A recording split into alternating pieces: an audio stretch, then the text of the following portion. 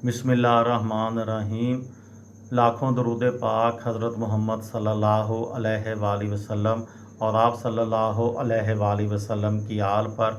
अस्सलामु अलैकुम। मेरा नाम इफ्तिखार अहमद है और आप मेरा यूट्यूब चैनल नॉलेज देख रहे हैं। इंडिया की खुफिया एजेंसी रा कैसे बनी और ये कैसे काम करती है, उस सिलसिले में आज की वीडियो का अनवान है रा और ISI के दरमियान मुकाबले। रा और ISI के दरमियान मुकाबले की कई कहानियाँ मशहूर हैं। राणा बनर्जी याद करते हुए कहते हैं, मैं 1984 से 1988 तक पाकिस्तान में तैनात रहा। ISI वाले हर वक्त हमारे साथ होते थे, हमारे घर के सामने बैठा करते थे। उनकी शिफ्ट सुबह 7:30 बजे से शाम 8 बजे तक होती थी। बनर्जी याद करते हैं कि हमें ट्रेनिंग दी गई थी कि आपको मॉनिटर में मौजूद खला को देखना है और फिर उसके मुताबिक अपना काम करना है। एक बार जब वो मेरा पीछा कर रहे थे, मैंने डाइवर्जन वाला रास्ता इख्तियार किया और अपनी गाड़ी रोक दी। जब उसने देखा कि मेरी गाड़ी नज़र नहीं आ रही तो उसने अपनी गाड़ी मेरे घर की तरफ मोड़ दी।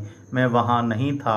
वापसी पर उसने मुझे अपनी गाड़ी में आते देखा तो मैंने उसे तंग करने के लिए हाथ लाया।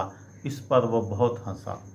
रा के साबका सरबराह सिनकरन नायर अपनी सवानह उम्री में लिखते हैं, सन 1960 और 70 की दहाइयों में खान अब्दुल गफ्फार खान के बेटे वली खान लंदन में जलावतनी की ज़िंदगी गुजार रहे थे।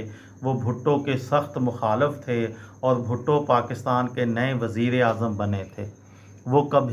वो इंदिरा गांधी को सियासी और इखलाकी हमायत का पैगाम देना चाहते थे। मुझे उनसे मिलने को कहा गया।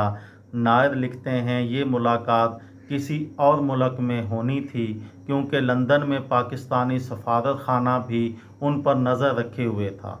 मैं पहले लंदन और फिर वहाँ से डेनमार्क के दारुल हुकूमत कोपनहेगन गया। जब मैं नाश्ता कर रहा था तो मैंने अपने पीछे मेज़ पर कुछ लोगों को उर्दू बोलते हुए सुना।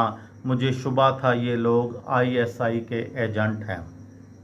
मेरा शक उस वक़्त यकीन में बदल गया जब वो नाश्ता छोड़कर राहदारी में मुझे और वली खान को ढूंढने लगे। नायर ने फ़ौरन मुलाकात की जगह बदली और वली खान को उनकी पसंदीदा मिठाई केसी दास के रसगुल्लों का एक टिन पेश किया, जिससे वो बहुत खुश हुए।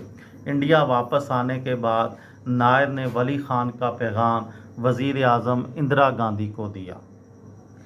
पाकिस्तान में रा के जासूसों के फ़ोन हमेशा टेप किए जाते थे।